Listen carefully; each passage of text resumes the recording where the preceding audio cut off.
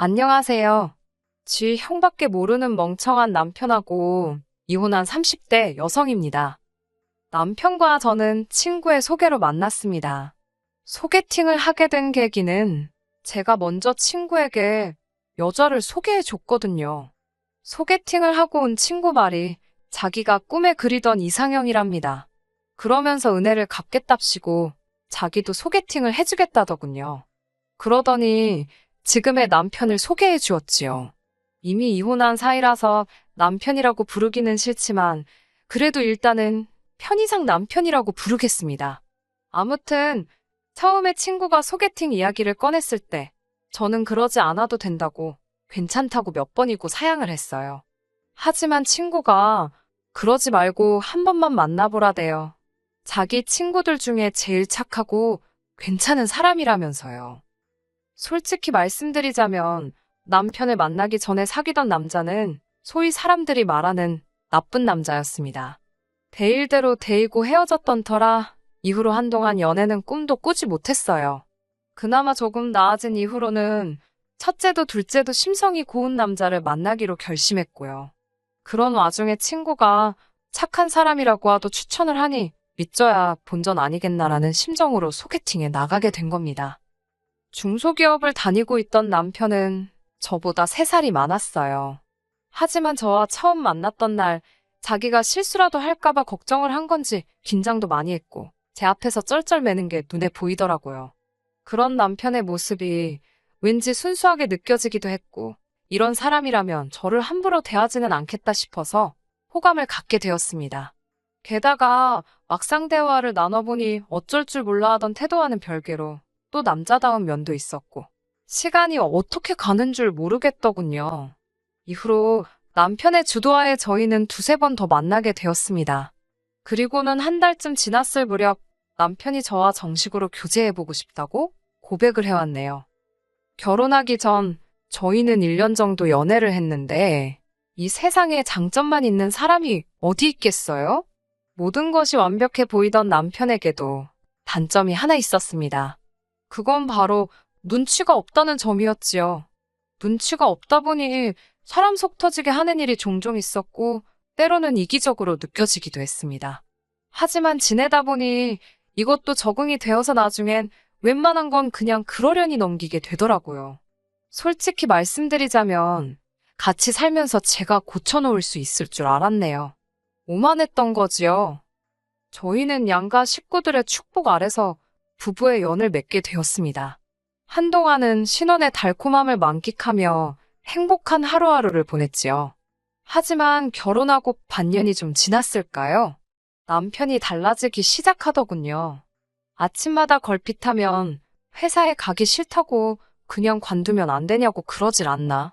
퇴근한 남편의 낯빛은 말 그대로 하얗게 질려있기 일쑤였는데 괜찮냐고 물으면 이러다 죽을지도 모르겠다는 무서운 말을 하질 않나. 처음에는 어려운 일을 맡기라도 한 건가?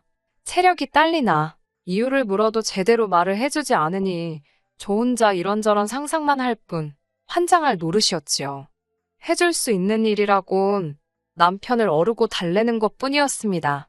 그렇게 2~5달쯤 됐을까 견디다 못한 제가 도대체 이유가 뭐냐고 당신 때문에 나도 하루하루가 지옥이라며 엉엉 울어버렸습니다.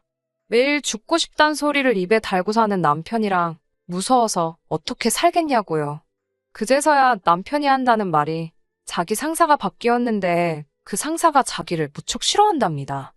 일머리도 없고 눈치도 없다며 사람들 앞에서 걸핏하면 무안을 준다고요. 그러다 급기야는 남편 자리만 구석진 곳으로 옮겨서 한마디로 자기 피를 말린다네요.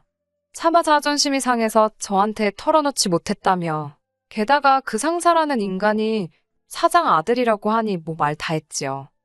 그 이야기를 듣고 있으니 속이 너무 상하더라고요. 내가 내 남편 눈치 없다고 욕을 해도 남이 하는 건 듣기 싫었으니까요. 게다가 바보마냥 당하고 있었을 남편을 생각하니 열불이 올라왔고요.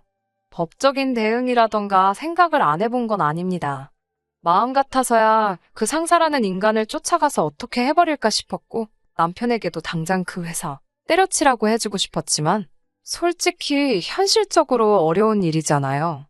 머릿속이 복잡하고 어려웠던 그때 남편이 넌지시 저에게 시댁 식구들이 있는 지역으로 이사를 가자고 하더라고요. 저는 서울에서 나고 자랐고 남편은 다니고 있던 회사가 서울에 있어서 서울에 정착한 케이스였습니다.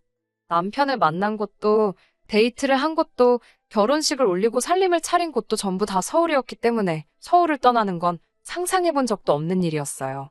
쉽게 결정을 내릴 수가 없었지요. 시부모님이 사시는 동네는 서울에서 차로 4시간 거리였고 시부모님께서는 은퇴를 하신 상황이었습니다. 시댁에서 차로 10분 거리에 위치한 아파트에 살고 계시던 아주버님은 남편보다는 3살이 많았고 유치원을 다니는 남자아이를 홀로 키우고 계셨고요. 남편은 회사 생활로 인해 사람들에게 환멸을 느낀다며 자기를 생각해주는 사람들이 있는 곳에서 지내보고 싶다고 저를 졸랐습니다.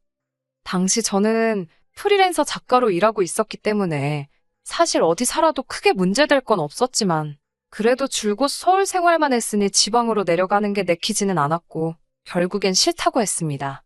하지만 남편은 저에게 시간을 갖고 생각해보라며 저를 설득하고 기다리더라고요. 저 하나만 생각한다면 정말 내려가기 싫었지만 하루가 다르게 얼굴은 말라가는 남편을 보고 있자니 죄책감이 들더군요.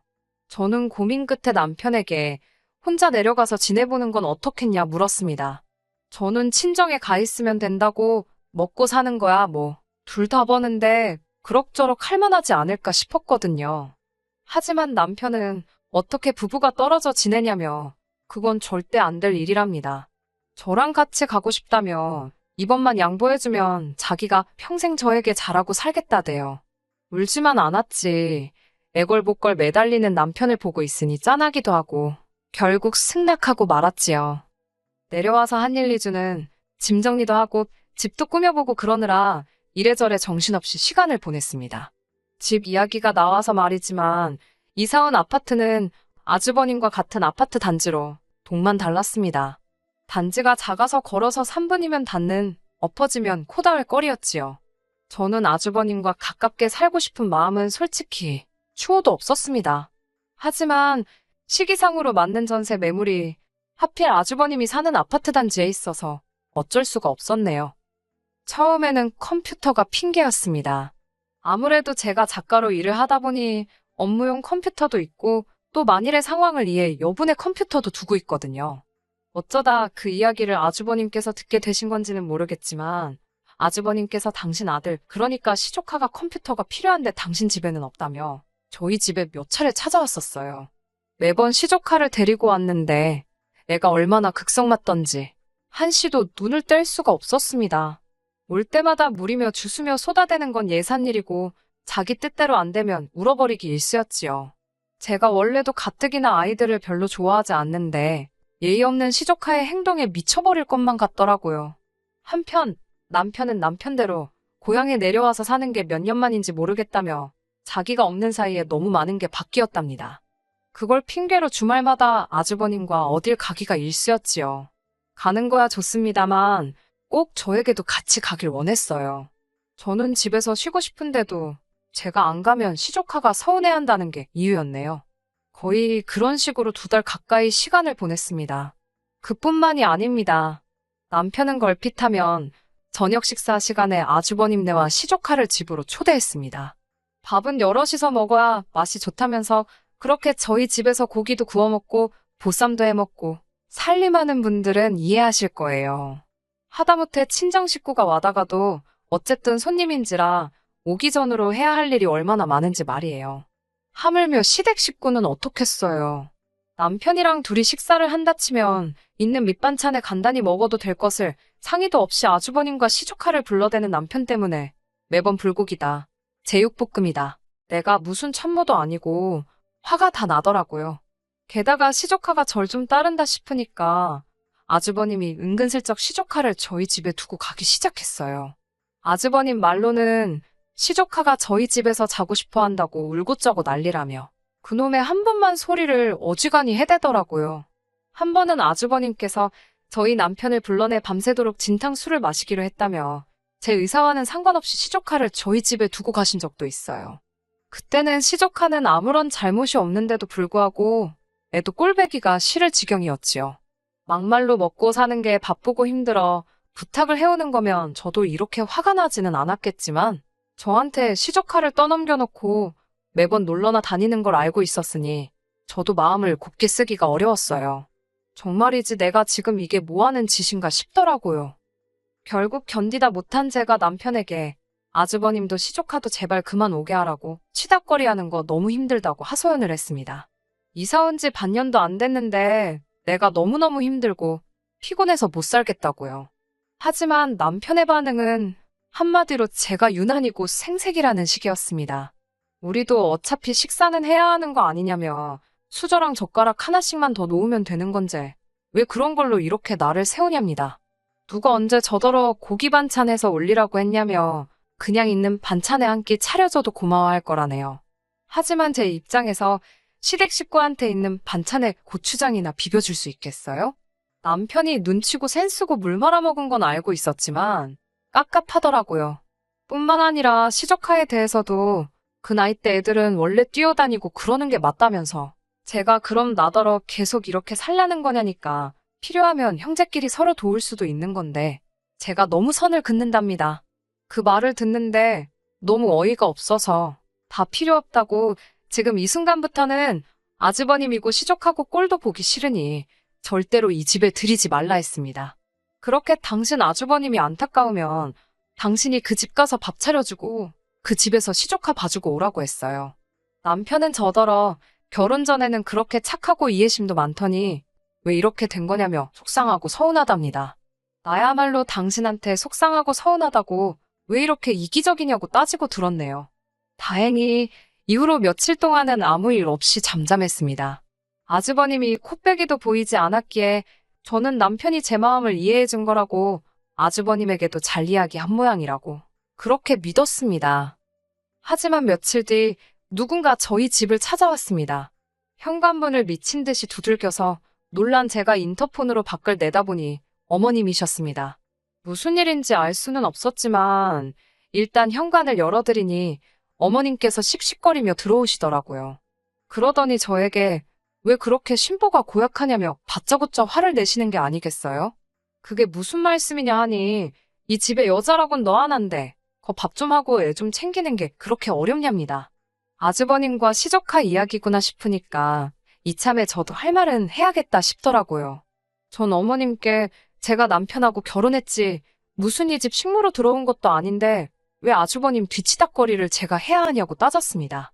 그리고 어머님은 여자 아니시냐고 그렇게 아주버님이 안타까우시면 어머님이 직접 밥도 해주시고 손자도 좀 챙겨주시지 왜 저한테 그러시냐고 할 말 안 할 말 다 했네요.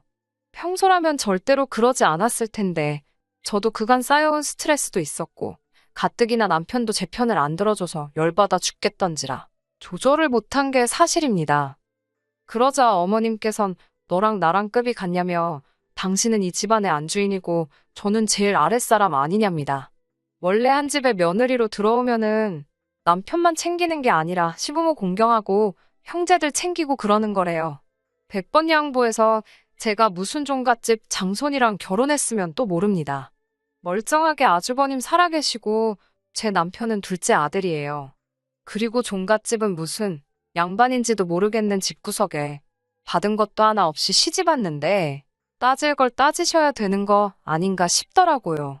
그리고 제가 여기 원해서 왔나요?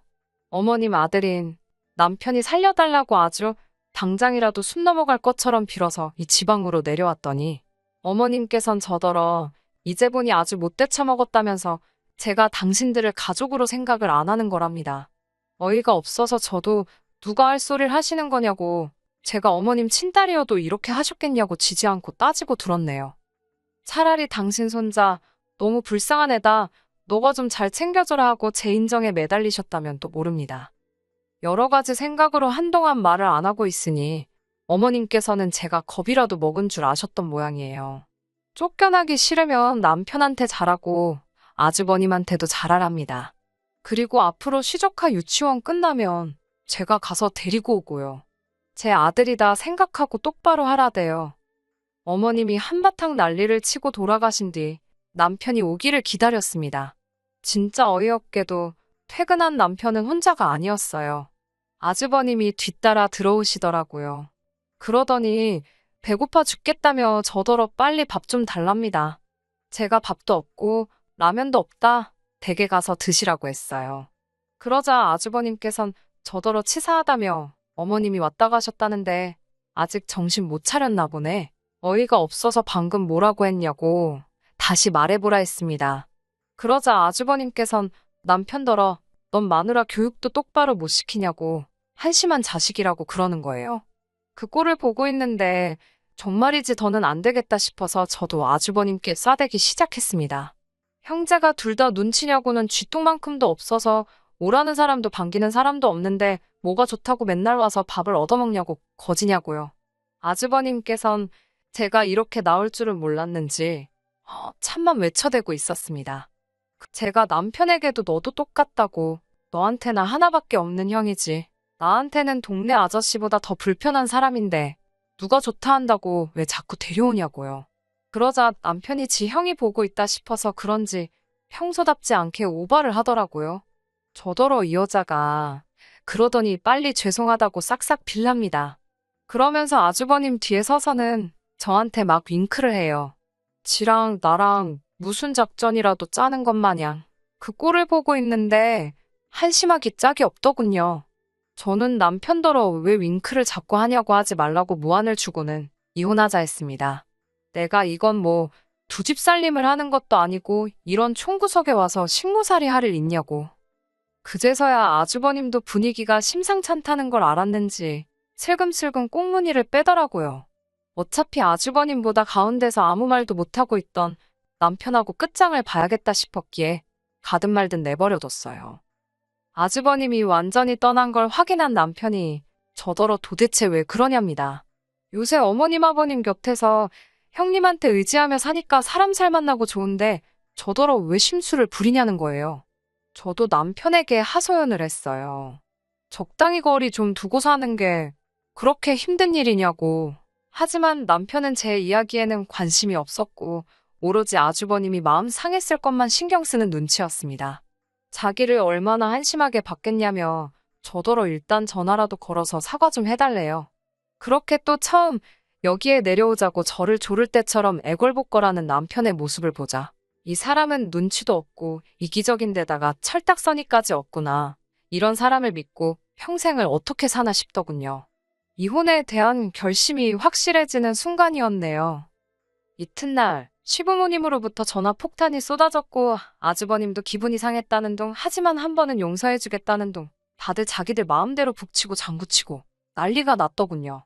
그러던지 말던지 저는 짐을 싸서 서울로 올라왔습니다. 어차피 전세는 제 이름으로 되어 있었기 때문에 정리하는 자체에 큰 문제는 없었고 그래서 제가 나왔어요. 1분 1초도 거기에 더 있고 싶지도 않았습니다. 신경전을 빌미로 남편과 말 한마디도 섞기 싫었으며 무엇보다 시댁 식구들에게 시달릴 걸 생각하니 끔찍했거든요. 후기랄 건 없지만 남편은 절대 이혼은 못한다고 거의 저희 집 앞에 드러눕다시피 했었어요. 그걸 본 친정아버지께서 차로 받아버린다고 하시는 거 저랑 친정어머니가 간신히 말렸지요. 이래도 저래도 제가 받아주질 않으니 남편도 악에 바친 건지 이혼에 동의를 해주지 않아서 지금 이혼 소송 중입니다. 하지만 변호사인 친구가 말하기를 시간이 걸려서 그렇지 이혼하는 데는 아무런 문제가 없을 거니까 너무 신경 쓰지 말라고 하더라고요. 이제 당분간은 남 뒤치다꺼리는 그만하고 싶어요. 제 앞가림이나 하면서 혼자만의 즐거운 일상을 되찾을 생각입니다. 끝까지 들어주셔서 감사합니다. 오늘의 사연은 여기까지입니다. 구독과 좋아요, 알람 설정 부탁드리고 더 좋은 사연으로 다시 찾아뵙겠습니다. 감사합니다.